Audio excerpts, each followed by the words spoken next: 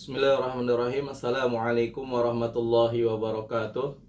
Nama saya Roman Syah, salah satu mahasiswa dari Sekolah Tinggi Agama Islam Al-Hikmah Jakarta, dengan nomor induk mahasiswa 200200012 dari Prodi PGMI semester 6. Dalam kesempatan kali ini saya akan menyajikan video pembelajaran sebagai tugas akhir semester mata kuliah micro teaching yang diampu oleh Ibu Maftuha MPD. Berikut videonya. Assalamualaikum warahmatullahi wabarakatuh. Apa kabar anak-anakku sekalian? Alhamdulillah, luar biasa. Allahu Akbar. Alhamdulillah, masih semangat semuanya ya. Baik. Anak-anakku sekalian, ada yang tahu tidak? Dalam hitungan kalender Hijriah sekarang kita berada di bulan apa? Ayo, ada yang tahu tidak? Ya, betul sekali. Sekarang kita berada di bulan Dzulhijjah tahun 1444 Hijriah. Nah, biasanya di bulan Dzulhijjah itu umat Islam melakukan ibadah apa? Ayo, ada yang tahu lagi nggak? Iya, betul sekali. Pada bulan Dzulhijjah biasanya umat Islam di seluruh dunia melakukan ibadah haji bagi mereka yang diberikan kelebihan atau kemampuan oleh Allah Subhanahu wa taala. Semoga suatu saat juga kita diberikan kemampuan, diberikan kesempatan oleh Allah untuk dapat menunaikan ibadah haji dan umroh ke tanah suci. Amin ya robbal alamin. Baik anak-anakku sekalian, menyambung dari penjelasan Bapak barusan, insya Allah pada kesempatan kali ini kita akan membahas tentang materi Fathu Mekah dan sebab-sebab yang melatar belakangi terjadinya Fathu Mekah. Untuk mengetahui apa itu Fathu Mekah dan apa saja sebab-sebab yang melatar belakangi terjadinya Fathu Mekah, mari simak video berikut ini.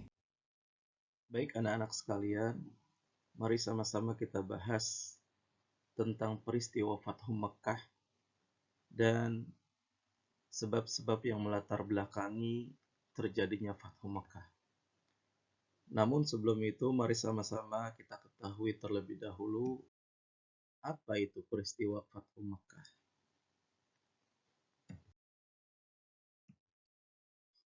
Fathu Mekah tersusun dari dua kata dalam bahasa Arab, yaitu Fathu yang berarti pembukaan atau pembebasan, dan Makkah yang berarti kota Makkah.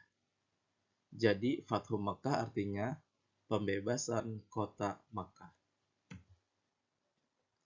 Fathu Makkah merupakan peristiwa yang terjadi pada tahun 630 Masehi, tepatnya pada tanggal 10 Ramadan tahun ke-8 Hijriah, di mana Nabi Muhammad SAW beserta 10.000 pasukan bergerak dari Madinah menuju Makkah dan kemudian menguasai Makkah secara keseluruhan tanpa pertumpahan darah sedikit pun, sekaligus menghancurkan berhala-berhala yang ditempatkan di dalam dan di sekitaran Ka'bah.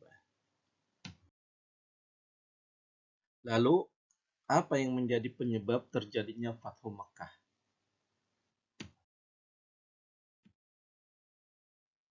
Ada beberapa penyebab terjadinya Fathu Makkah, namun yang paling terkenal adalah terjadinya perjanjian Hudaybiyah serta pelanggaran yang dilakukan oleh kaum kafir Quraisy terhadap salah satu isi perjanjian Hudaybiyah. Lalu apa sih perjanjian Hudaybiyah? Perjanjian Hudaybiyah adalah sebuah perjanjian yang diadakan di wilayah Hudaybiyah, Mekah pada bulan Maret tahun 628 Masehi atau bertepatan dengan bulan Dzulqa'dah tahun ke-6 Hijriah. Wilayah Hudaybiyah terletak 22 km arah barat dari Mekah menuju Jeddah. Perjanjian Hudaybiyah merupakan perjanjian yang dilakukan oleh pihak kaum musyrikin Makkah dengan Rasulullah SAW pada tahun ke-6 Hijriah atau sekitar tahun 628 Masehi. Perjanjian ini berlangsung di lembah Hudaybiyah, yaitu tepatnya di pinggiran kota suci Makkah. Awal mula perjanjian ini karena pada tahun itu rombongan kaum muslimin yang dipimpin oleh Rasulullah SAW akan menunaikan ibadah umroh. Namun, kaum musyrikin menghalangi rombongan kaum muslimin yang hendak pergi ke kota Makkah. Sehingga Rasulullah pun mengajak mereka untuk bernegosiasi hingga mengadakan perjanjian damai.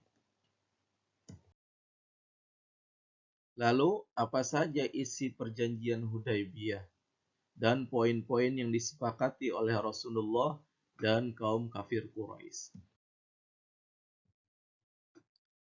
Isi perjanjian Hudaybiyah yang pertama, kaum muslimin dan kaum Quraisy tidak akan saling menyerang selama 10 tahun. Yang kedua, kaum muslimin tidak diperkenankan memasuki kota Mekah untuk menunaikan ibadah haji dan umroh pada tahun ini, kecuali pada tahun berikutnya. Kemudian ketika berhaji atau berumroh, tidak boleh membawa senjata dan tidak boleh tinggal di Mekah lebih dari 3 hari. Yang ketiga, kaum Quraisy yang melarikan diri dari pihak Quraisy kepada Muhammad bin Abdullah supaya dikembalikan.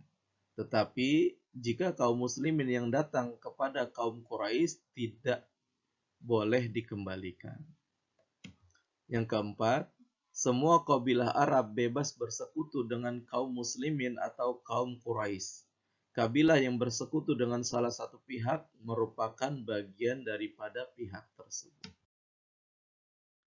Lalu dari poin-poin yang telah disebutkan dalam isi perjanjian Hudaybiyah, perjanjian mana yang dilanggar oleh kaum kafir Quraisy hingga menyebabkan terjadinya peristiwa Fathu Mekah yang besar itu?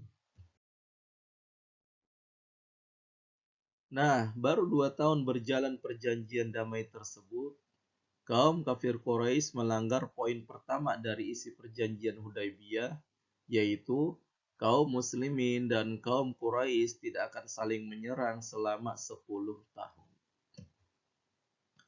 Adapun kronologi kejadian, pada tahun kedua setelah perjanjian Hudaybiyah, kaum kafir Quraisy membantu Bani Bakar untuk menyerang Bani Khuza'ah yang telah masuk Islam setelah disepakati perjanjian Hudaybiyah.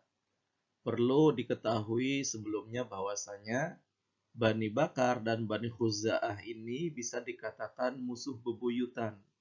Pada masa jahiliyah mereka terus bermusuhan dan terus perang.